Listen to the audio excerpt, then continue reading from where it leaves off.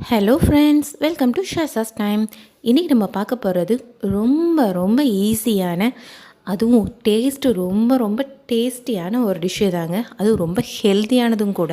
எல்லா வயசுக்காரவங்களும் தைரியமாக ரொம்பவே டேஸ்டியாக ரசித்து சாப்பிட்ற மாதிரி ஒரு ரெசிபி இது. சாம்பார், ரசம், புளிச்சாதம், தயிர் சாதம்னு எல்லாத்துக்குமே செட் ஆகக்கூடியதுங்க. சப்பாத்திக்கு கூட நீங்கள் வச்சு சாப்பிட்லாம். அவ்வளோ ஈஸியான ஒரு ரெசிபி. எப்படி செய்யலாங்கிறத பார்ப்போம். ரொம்ப சிம்பிளான இன்க்ரீடியன்ட்ஸ் தான் இதில் நம்ம யூஸ் பண்ணுறோம். அரைக்க தேவையில்லை, வதக்க தேவையில்லை. வாங்க எப்படின்னு பார்க்கலாம். ஒரு குக்கரில் 1/4 கிலோ அளவுக்கு மட்டன் துண்டுகள் குட்டி குட்டியாக கட் பண்ணி வச்சுருக்கேன். நான் அதை ஆட் பண்ணிக்கிறேன். அது கூட ஒரு அரை மூடி தேங்காய், சின்ன தேங்காயில் ஒரு அரை மூடி தேங்காய் வந்துட்டு நான் இந்த மாதிரி சின்னதாக நறுக்கி வச்சுருக்கேன். பாருங்கள், நல்லா சின்னதாக, ஏன்னா நம்ம கடிச்சு சாப்பிட்றதுக்கு ஏற்ற மாதிரி இருக்கணும். அந்தளவுக்கு நைஸாக கட் பண்ணி எடுத்துக்குங்க. அதையும் ஆட் பண்ணிக்கலாம். இது வெந்து வர்றப்போ தேங்காயோட டேஸ்ட்டு மட்டனோட டேஸ்ட்டு தேங்காயிலையும் இறங்கி சாப்பிடவே ரொம்ப அருமையாக இருக்கும். இது கூட உங்கள் காரத்துக்கு ஏற்ற மாதிரி வரமிளகா கொஞ்சம் கிள்ளி போட்டுக்கலாம். இன்றைக்கி நான் 2 மிளகாய் கிள்ளி போட்டிருக்கேன் 1/4 கிலோ கறிக்கு. அது கூட அரை ஸ்பூன் அளவுக்கு மஞ்சள் தூள். இதுக்கு தேவையான அளவு உப்பை சேர்த்துக்குங்க. இந்த கறி மூழ்கிற அளவுக்கு ஒரு 100 ml தண்ணி ஊற்றினாலே போதும். இதுக்கு ஊற்றி நல்லா கலந்து விட்டுறலாம்.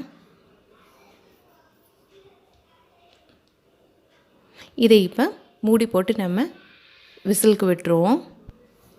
கறித்துண்டுகள் சின்னதாக கட் பண்ணி போட்டிருக்கோம். அதனால் இது ஒரு 4லேருந்து 5 விசில் போட்டாலே போதும். நமக்கு வெந்துடும். பாருங்கள், வெந்துடுச்சு. நல்லா கறி நல்லா வெந்துடுச்சு.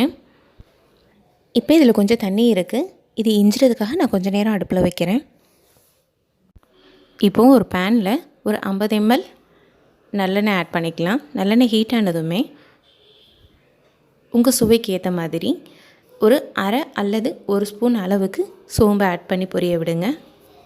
நான் இன்றைக்கி அரை ஸ்பூன் அளவுக்கு சோம்பு ஆட் பண்ணிக்கிட்டேன். இதில் உங்களுக்கு இந்த சோம்பு ஸ்மெல் நல்லா தூக்கலாகவே இருக்கணும் அப்படின்னா நீங்கள் 1 ஸ்பூன் கூட ஆட் பண்ணிக்கலாம். இப்போது சோம்பு பொரிஞ்சதுமே நம்ம வெந்திருக்கு இல்லையா மட்டன் துண்டுகள், அதை இதில் நம்ம ஆட் பண்ணிக்கலாம்.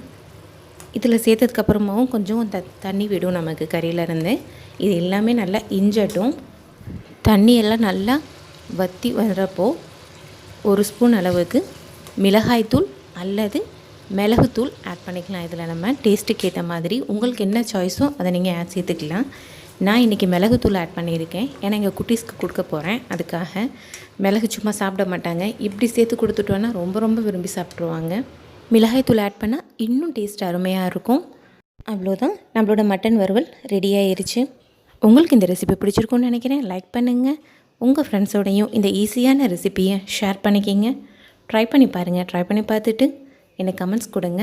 மறக்காமல் ஷாசாஸ் டைம் சேனலை சப்ஸ்கிரைப் பண்ணிடுங்க. Thank you friends. தேங்க்ஸ் ஃபார் வாட்சிங்.